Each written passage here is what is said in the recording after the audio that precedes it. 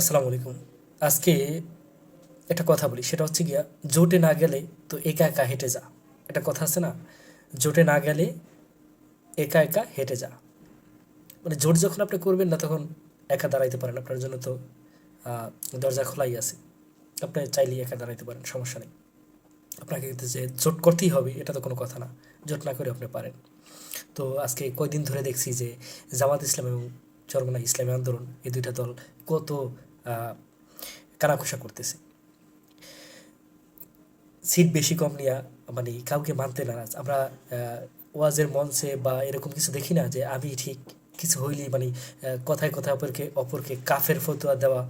আমাদের এই এই উপমহাদেশে বিশেষ করে বাংলাদেশে এটা প্রচলন আছে না, মানে আপনি কিছু কইলেন তো কাফের, এটার কোনো তোয়াক্কা করবে না, মানে চিন্তা ভাবনা করবে না আসলে কি লোকটা কাফের কিনা, কাফের লোকটা কিভাবে কথা বলছে বা কেন বলছে, বা এগুলো কোনো জাস্টিফাই নাই, তো কাফের উপাধি দিয়ে দেয়। তো যাই হোক, ঠিক এই যে পরমত সহিংসতা, এই যে মানতে নারাজ, এই যে মানে আমি ঠিক, আমি সব জানতা শমশের আলী, তো এইখান থেকে বের হয়ে আসতে হবে। আমি একজন আলেম হয়েছে, মুহাদ্দিস হয়েছে, মুফতি হয়েছে সেই জন্য যে সব সে জানে সেটা না। তার জানার বাইরেও অনেক কিছু রয়ে গেছে এই পৃথিবীতে। আমাদের যা কিছু আছে প্রতিটা মানুষ সব কিছু জানে না। আমাদের কোরআনে যা আছে সব কিছু একটা মানুষের জানে না। আমাদের হাদিসে যা আছে সব কিছু একটা মানুষের জানে না, জানার পর তার পক্ষে জানা সম্ভব না। সে যদি এটা বলে তাহলে সে নিজেই পথভ্রষ্ট হয়ে যাবে, বা এটা বলা ঠিকও হবে না, বা যারা জ্ঞানী বিজ্ঞ তারা এই ধরনের কথা বলে না। তা আমরা দেখছি যে বিগত দিন জামাত, তারা সরকার চালাইছে, তারা সরকারে তাদের লোক ছিল। প্লাস জামাতের, আমরা যেটা জানি, জামাতের প্রতিটা অঙ্গ সংগঠনে বাংলাদেশের প্রতিটা রন্ধ্রে রন্ধ্রে জামাতের লোকজন আছে।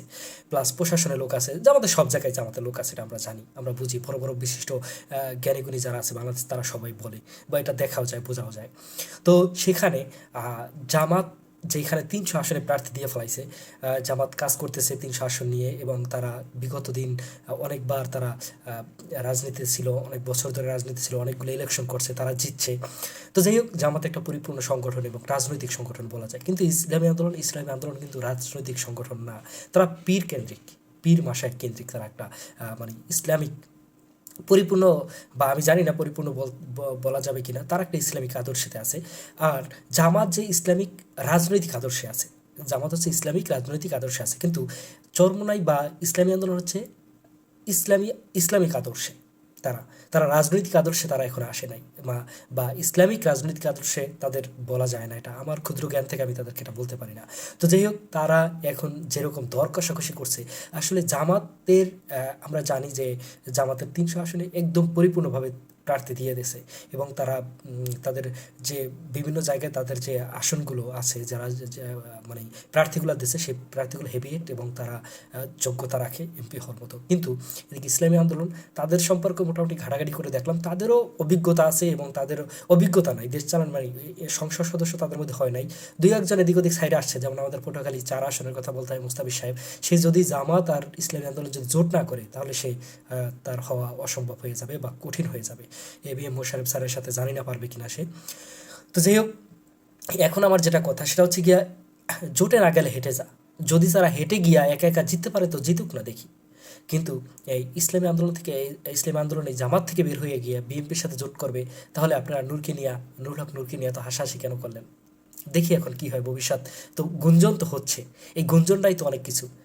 নুরুল হক নূর সে বিএনপিতে জয়েন দিছে, সে জয়েন দিয়া যতটা না মানে পাপ করছে, আপনাদের গুঞ্জনে সেটা তার থেকে বেশি পাপ হইতেছে। কারণ বিএনপি যদি এতই খারাপ হয়ে থাকে, তাহলে আপনাদের সেই গুঞ্জনটাই উঠবে কেন? কেন সেই গুঞ্জনটা উঠবে? আমার কথা হচ্ছে এখানে। এখন যাই হোক, পরিশেষে বলতে হচ্ছে এটাই যে ইসলামী আন্দোলন যদি এককভাবে নির্বাচন করে, তাহলে জানি না আমি কয়টা সিট পাবে, কিন্তু জামাত অনেকগুলো সিট পাবে। জামাতের যে আপনারা দেখতেই পাচ্ছেন যে বিশ্ববিদ্যালয়গুলো কিভাবে জামাত জিতে যাচ্ছে।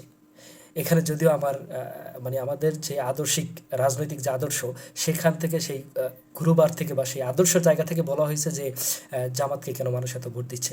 আমিও জানি না জামাতকে কেন এত মানুষ ভোট দিচ্ছে, কিন্তু জামাত এবার বিপুল ভোট পাবে এবং অনেক আসনগুলোয় মানে বিপুল ভোটে জয়ী হবে, এটা বলা যায়, এটা বলার অপেক্ষা রাখে না। তো এই সুর দেখেও, এই মানে জোয়ার দেখেও যারা এদের সাথে জোট করেও করছে না, আবার সিট নিয়ে দর কষাকষি করছে, তাদেরকে আর বলার কিছু নাই। আরে ভাই, আগে যান না, আগে ৩০টা আসন পান না, আগে ৩০টা আসন পাইয়ে সংসদে যান না, সংসদে গিয়ে অভিজ্ঞতা করেন না। না, অভিজ্ঞতা অর্জন করুন। নাকি